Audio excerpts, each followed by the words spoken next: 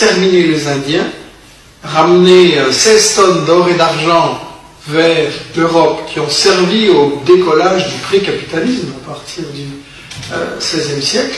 L'Église disait « c'est pas grave de tuer un Indien, ils n'ont pas d'âme ». Ça, c'était la doctrine officielle de l'Église pour justifier les violences et le pillage économique qui était commis. On a redit la même chose après sur les Noirs. Avec la traite des esclaves, c'était permis, les Noirs n'avaient pas d'âme, c'était comme des animaux. Donc, toute cette mentalité coloniale a laissé des traces. Moi, dans les années 50, j'étais élevé chez les Jésuites, avec une famille bien bourgeoise et réactionnaire, et au catéchisme, on m'apprenait « les Noirs sont par nature indolents et paresseux ». J'ai encore cette phrase qui me trotte dans la tête. Les Noirs sont par nature indolents et paresseux. Les Arabes étaient bien entendu fourbes, les Chinois aussi, et donc finalement il n'y avait que les Blancs qui étaient vraiment bien. Donc on a été élevés là-dedans. Maintenant les choses sont moins crues, plus hypocrites peut-être. Mais je crois que toute cette longue tradition, elle doit bien se résumer par cette idée.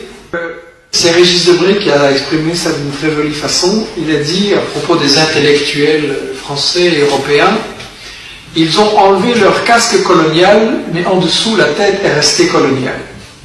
J'aime bien cette phrase parce que je pense qu'elle montre tout le travail qu'on a à faire par rapport à cette éducation qu'on a reçue à l'école, à la télé, autour de soi. Il y a le mépris de l'homme blanc pour les autres. Il faut expliquer, par exemple, un sujet incroyable, les Indiens ont-ils une âme? Parce que s'ils ont une âme, on ne peut pas les mettre en esclavage. S'ils n'en ont pas, ils peuvent devenir esclaves. On décide en 1550 qu'ils ont une âme. Donc on a fait venir les Noirs qui, eux, n'en ont pas. Mais qui a décidé que les Noirs n'avaient pas d'âme? Le pape. Valladolid, il y a cette célèbre controverse. Las Casas, c'est un débat. Ont-ils une âme? Mais ce ont-ils une âme décide que le destin d'à peu près 50 millions d'hommes. À la fin du 18e, grosso modo, on commence à les hiérarchiser. Alors on fait des études sur les crânes.